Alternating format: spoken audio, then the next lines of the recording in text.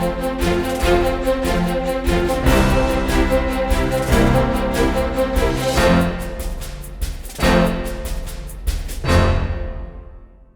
Study IQ IAS Hindi platform पर आपका स्वागत है। दोस्तों, आज हम लोग मुद्दे की बात कार्यक्रम में चर्चा करेंगे एक महत्वपूर्ण मुद्दे पर, और यह मुद्दा जुड़ा हुआ है अंतर्राष्ट्रीय संबंध से, है ना। ये अंतर्राष्ट्रीय संबंध से जो मुद्दा संबंधित है, ये क्या है, इसको हम एक बार देख लें। टॉपिक मैंने लिखा है, प्राइस कैप से रूस को साधने की कोशिश की जा रही है। ये प्राइस कैप का मतलब क्या है और इसका प्रभाव रूस पर कैसे पड़ सकता है, नकारात्मक या फिर सकारात्मक, इस पर हम चर्चा करेंगे। लेकिन सबसे पहले ये समझिए कि आखिर ये प्राइस कैप किसने लागू किया है, किन देशों ने लागू किया है। यहाँ पर मैंने कुछ का नाम लिखा भी है, G7 और EU यानी कि यूरोपीय यूनियन के देशों, और G7 के अंतर्गत यानी विकसित देशों का जो समूह होता है G7, इसके अंतर्गत जो देश आते हैं, इन सभी ने मिल करके ये प्राइस कैप की नीति लागू की है रूस के विरुद्ध में। इसमें ऑस्ट्रेलिया भी शामिल है। क्लियर? अच्छा, अब इसको एक बार समझ लीजिए कि जिस प्राइस कैप की बात की जा रही है उसका मतलब क्या होता है। यदि हम प्राइस कैप को मोटे तौर पर समझें तो इसका मतलब होता है कि मूल्य की ऊपरी सीमा तय करना। ध्यान रखिएगा, ऊपरी सीमा इसकी तय कर दी जाती है। ओके, और रूस के संदर्भ में क्या सीमा तय की गई है? $60 प्रति बैरल। ठीक है, बैरल का मतलब क्या होता है? 159 लीटर। ये जो एक बैरल का मतलब 159 लीटर होता है, ये यूपीएससी में IAS प्री एग्जाम में 2008 में पूछा भी गया है, ये ध्यान रखिएगा। और साथ ही ये जो $60 प्रति बैरल की बात की जा रही है, इसका अर्थ ये हुआ कि रूस इस कीमत से अधिक कीमत पर तेल नहीं बेच पाएगा किन्हीं देशों को, है ना। और इसमें मेनली यूरोपियन यूनियन के देश शामिल हैं और अमेरिका शामिल है, और इस लिहाज से रूस पर एक शिकंजा कसने की कोशिश की जा रही है। यहाँ पर यूरोपीय यूनियन ने ये भी अपने यहाँ पर जो भी ऐसे फर्म हैं जो कि इंश्योरर यानी कि बीमा से संबंधित फर्म है, या फिर तेल, जाहिर सी बात है कि जब तेल का आयात किया जाता है, तेल का परिवहन किया जाता है, तो उससे संबंधित बीमा भी की जाती है। तो जो भी ऐसे फर्म बीमा से संबंधित कार्य करते हैं और जो भी ऐसे फर्म तेल का परिवहन करते हैं, वो शिपिंग से जुड़े हुए हैं यानी कि जहाजरानी गतिविधियों से जुड़े हुए हैं, इन सभी को यह हिदायत दी गई है कि आप इस कीमत से अधिक कीमत पर तेल नहीं खरीदेंगे। ठीक है ना। हालांकि रूस ने इस पहल का विरोध किया है। रूस ने स्पष्ट तौर पर कहा है कि हम इस कीमत से अधिक कीमत पर यदि तेल बेचेंगे तो आपको इसमें कोई ऐतराज नहीं होना चाहिए। और जो भी ऐसे देश, जो भी ऐसे फर्म इस कीमत के आधार पर हमसे तेल नहीं खरीदेंगे, हम उनको तेल बेचेंगे भी नहीं, है ना। तो ये कुछ गतिविधियां हाल के समय में यहाँ पर संचालित की जा रही हैं। लेकिन इस संदर्भ में एक और जो महत्वपूर्ण फैक्टर है वो भी ध्यान रखने की आवश्यकता है, और यह फैक्टर जुड़ा हुआ है बेंचमार्क से, है ना। देखो, ये तो समझना ही होगा कि आखिर ये जो एक मूल्य निर्धारित किया गया है, इसका आधार क्या है। तो इसका आधार बेंचमार्क है। और ये बेंचमार्क कैसे तय किया जाता है? ये बेंचमार्क तय किया जाता है जो तेल होती है, तेल की गुणवत्ता, तेल की जो उत्पादन की लागत, उसके परिवहन में जो लागत आती है, इन सभी को टोटलिटी में देख करके तब फिर बेंचमार्क तय किया जाता है। और इस बेंचमार्क में 3 फैक्टर्स शामिल हैं, है ना। एक है WTI, एक है ब्रेंट क्रूड, और दूसरा है दुबई क्रूड, है ना। ये 3 जो है इसमें शामिल है। जो WTI है, इसका मतलब होता है वेस्ट टेक्सास इंटरमीडिएट, ठीक है। और जो ब्रेंट क्रूड है वो एक अलग क्षेत्र में उसका उत्पादन किया जाता है, ये मैं अभी बताऊंगा, और दुबई क्रूड के बारे में भी बताऊंगा। देखो, WTI जो है ये वेस्ट टेक्सास इंटरमीडिएट है। इसका मतलब होता है कि अमेरिका के वेस्ट टेक्सास क्षेत्र में इसका उत्पादन किया जाता है। ये सामान्य तौर पर लैंड लॉक्ड या फिर भू आबद्ध क्षेत्र होता है जहां पर तेल का उत्पादन किया जाता है और फिर इसको पाइपलाइन के माध्यम से इसका परिवहन किया जाता है। ठीक है, तो इसीलिए इसको WTI कहा जाता है, ठीक है ना। जो ब्रेंट क्रूड है ये सामान्य तौर पर उत्पादन होता है नॉर्वे और ब्रिटेन के बीच का जो उत्तरी सागर का क्षेत्र है, वहां पर इसका उत्पादन सामान्य तौर पर किया जाता है। और जब हम दुबई क्रूड की बात करते हैं तो दुबई क्रूड सामान्य तौर पर जो अरब देश हैं, अरब देश जहां पर तेल का उत्पादन करते हैं, उस क्षेत्र के लिए दुबई क्रूड को बेंचमार्क के तौर पर इस्तेमाल किया जाता है। क्लियर? अच्छा, एक चीज और समझ लीजिए कि जो WTI है ये सामान्य तौर पर ब्रेंट क्रूड से अधिक सस्ता होता है और ये उससे अधिक मीठा भी होता है। इनफैक्ट पहले जो है WTI, कुछ समय पहले WTI ब्रेंट क्रूड से अधिक महंगा होता था, लेकिन हाल के समय में तकनीकी विकास होने के बाद यह अपेक्षाकृत इससे सस्ता होने लगा है ना।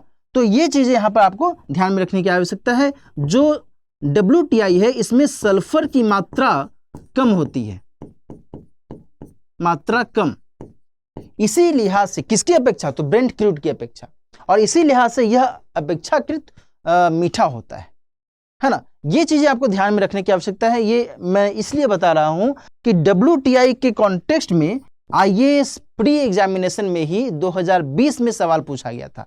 क्या सवाल पूछा गया था इसकी चर्चा हम करेंगे, लेकिन ये मोटे तौर पर आपको जानकारी होनी चाहिए और इन्हीं के आधार पर यह प्राइस कैप का निर्धारण किया जाता है।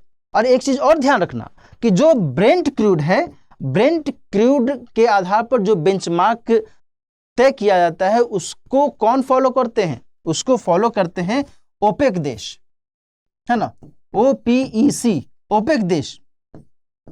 ओपेक देश का मतलब क्या होता है, organisation of petroleum exporting countries, यानी कि पेट्रोलियम निर्यात करने वाले देशों का यह संगठन है। और ये दुनिया भर में जो तेल का उत्पादन किया जाता है लगभग 60% से भी अधिक का जो दावा है वो इन्हीं देशों का है ना। और ये देश ब्रेंट क्रूड के बेंचमार्क को ही फॉलो करते हैं, ठीक है ना। तो ये चीजें यहां पर आपको समझने की आवश्यकता है। ओके, अच्छा, ये तो आप समझ गए।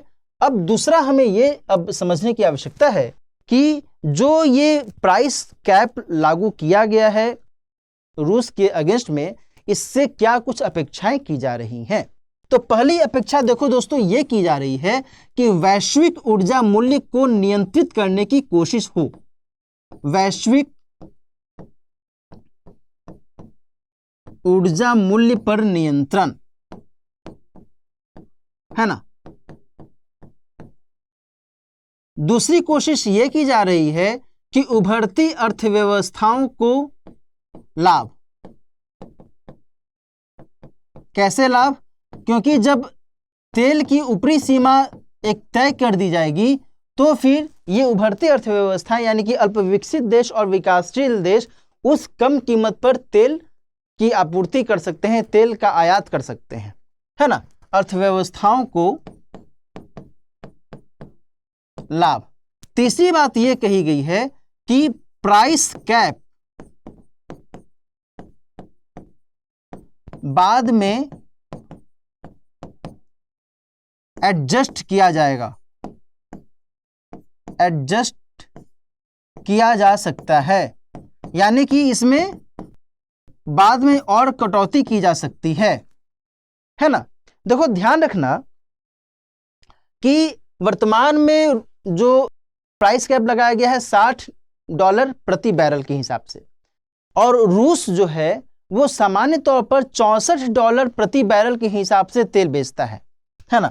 रूस के द्वारा $64 प्रति बैरल के हिसाब से ये तेल बेचता है। कहीं कहीं पर $80-85 प्रति बैरल के हिसाब से बेचा जाता है, लेकिन एक अमूमन जो है इसका रेट ये है, ठीक है। अब जबकि $60 प्रति बैरल के हिसाब से तेल बेचने की बात कर रहे हैं ये देश, तो आप समझ सकते हैं कि रूस को इससे क्या फायदा होगा या नुकसान होगा।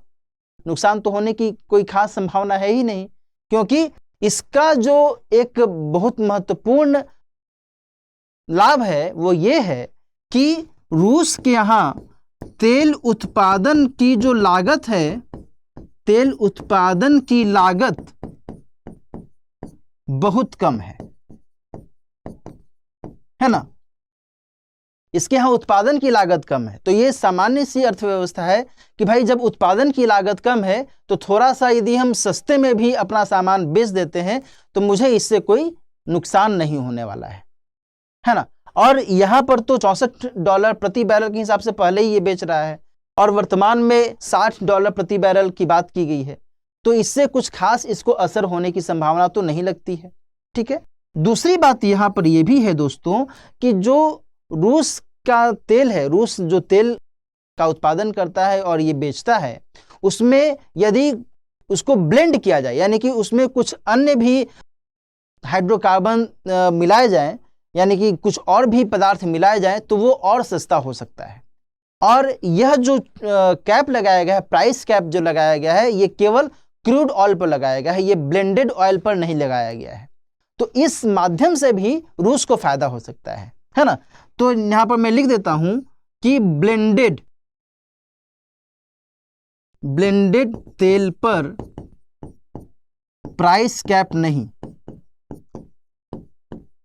प्राइस कैप नहीं, और इससे भी रूस को फायदा हो सकता है ना। तो यहां पर ये एक फैक्टर निकल करके सामने आ रहा है। अच्छा, एक चीज और ध्यान रखिएगा कि अभी जो इन देशों के द्वारा प्राइस कैप की नीति लागू की गई है, यहां पर ये एक और छूट दी गई है कि 45 दिनों के लिए, 45 दिन के लिए जो भी जहाज, यानी कि 5 दिसंबर से ये कैप लागू किया गया है, कल से ये कैप लागू कर दिया गया है, और 5 दिसंबर के पहले जो भी जहाज रूस के यहाँ से, रूस के उत्पादन क्षेत्र से तेल लेकर करके वो चल चुके हैं, उनके ऊपर ये लागू नहीं होगा, है ना। 5 दिसंबर के बाद जो भी ऐसी गतिविधियां शुरू की गई हैं उन पर ये लागू होगा, और जो पहले से ही कंटिन्यू है उन पर ये लागू नहीं होगा। 45 दिन के लिए छूट की व्यवस्था यहां पर की गई है, 19 जनवरी 2023 तक, है ना, इस तिथि तक। ठीक है ना, इस तिथि तक ये छूट की व्यवस्था रहेगी उन जहाजों के लिए जो पहले से 5 दिसंबर से पहले से ही तेल का आयात या तेल का परिवहन करने में लगे हुए हैं। ठीक है ना, या तेल रूस से खरीद चुके हैं।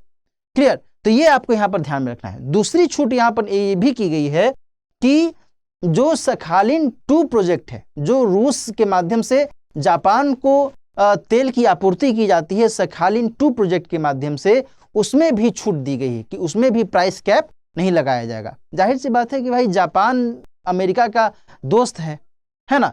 तो अमेरिका कैसे चाहेगा कि भाई जापान के यहाँ पर जो तेल की आपूर्ति हो रही है उसमें दिक्कतें आए, है ना। तो वहां पर प्राइस कैप का जो नियम है वो लागू नहीं किया गया है। ऐसे ही कुछ और भी देश हैं, जैसे कि हंगरी में भी प्राइस कैप से छूट दी गई है। ये सब बातें यहाँ पर महत्वपूर्ण हो जाती हैं। अब हम यदि इसी को भारत के संदर्भ में देखें तो यहाँ पर आपको समझने की आवश्यकता है कि भारत और रूस के बीच में पहले से ही बेहतर दोस्ताना संबंध रहा है।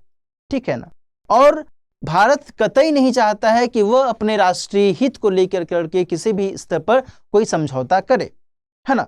और दूसरी बात यह भी है कि भारत इस संदर्भ में कोशिश कर रहा है कि रूस से वह निरंतर तेल की आपूर्ति करता रहे, तेल का आयात करता रहे, क्योंकि भारत के लिए, भारत की जनता के लिए इसकी आवश्यकता तो है ही, भारत के विकास के लिए तो इसकी आवश्यकता है ही।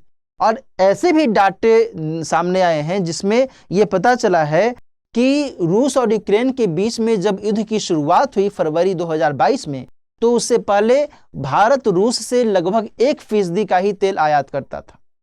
लेकिन अब की स्थिति यह है कि भारत रूस से लगभग 20% अपनी ऊर्जा आवश्यकता का 20% तेल का आयात करता है ना। इसके अलावा भारत इराक से, सऊदी अरब से भी तेल का आयात करता है ना।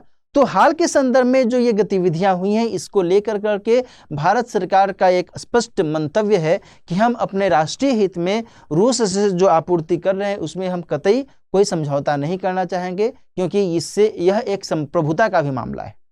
यानी कि थर्ड पार्टी जो यूरोपियन कंट्रीज हैं, जो G7 हैं, वो यदि दबाव देंगे कि नहीं आप प्राइस कैप के हिसाब से ही तेल आयात कीजिए, तो ये हमारे अपनी नीति के विरुद्ध हो सकता है ना, और ये हम कतई नहीं चाहेंगे, है ना। खुद कुछ समय पहले भारत के विदेश मंत्री श्री एस जयशंकर जी ने यहाँ तक कहा कि भारत और रूस के बीच में पहले से ही दोस्ताना संबंध रहा है और यह जो संबंध है भारत के राष्ट्रीय हित में है। और जब ये भारत के राष्ट्रीय हित में है, इससे भारत को कोई नुकसान नहीं हो रहा है, तो हम इसे कंटिन्यू करना चाहेंगे, यानी कि हम इसमें आगे भी कोई नुकसान होने देना नहीं चाहेंगे, है ना। तो ये स्थितियां यहाँ पर निकल करके सामने आती हैं।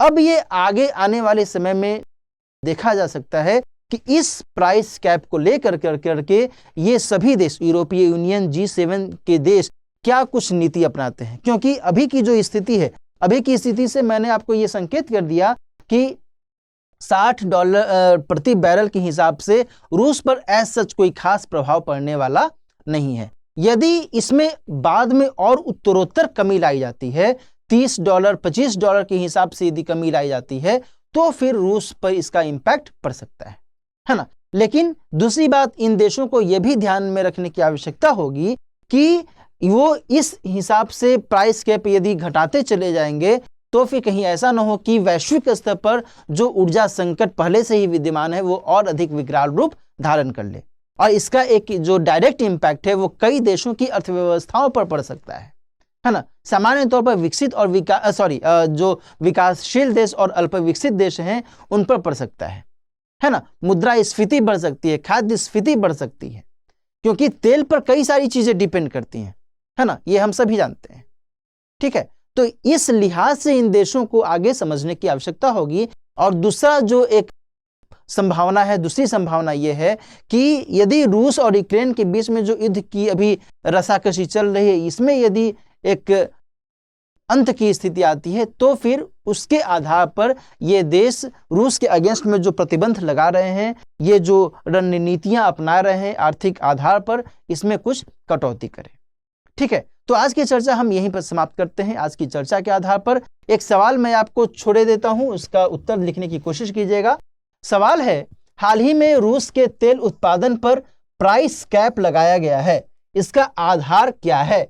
इस संदर्भ में भारत की नीति को स्पष्ट कीजिए। मैंने स्पष्ट तौर पर डिटेल में बता दिया है कि प्राइस कैप का मतलब क्या है, इसका आधार क्या है, किस आधार पर लगाया गया है, और भारत ने इस संदर्भ में अपना क्या मंतव्य दिया है।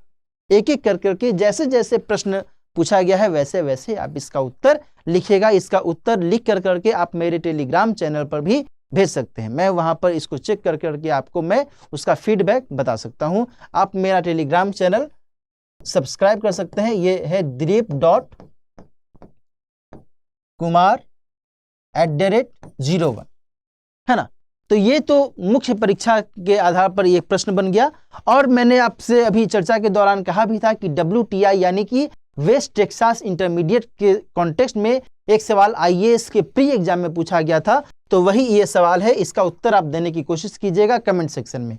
ये IAS प्री 2020 में सवाल पूछा गया था। 2020 में प्रश्न था, कभी कभी समाचारों में पाया जाने वाला पद वेस्ट टेक्सास इंटरमीडिएट निम्नलिखित में से किस एक पदार्थ की श्रेणी में आता है, किस एक पदार्थ की श्रेणी से संबंधित है?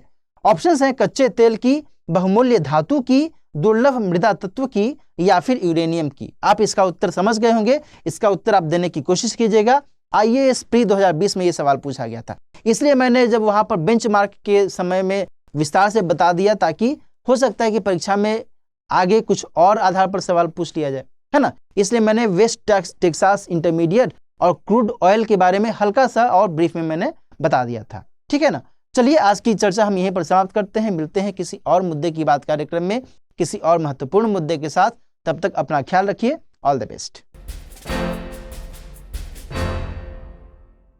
हिंदी में UPSC की तैयारी से संबंधित प्रोग्राम्स को देखने के लिए सब्सक्राइब करें स्टडी IQ IAS हिंदी।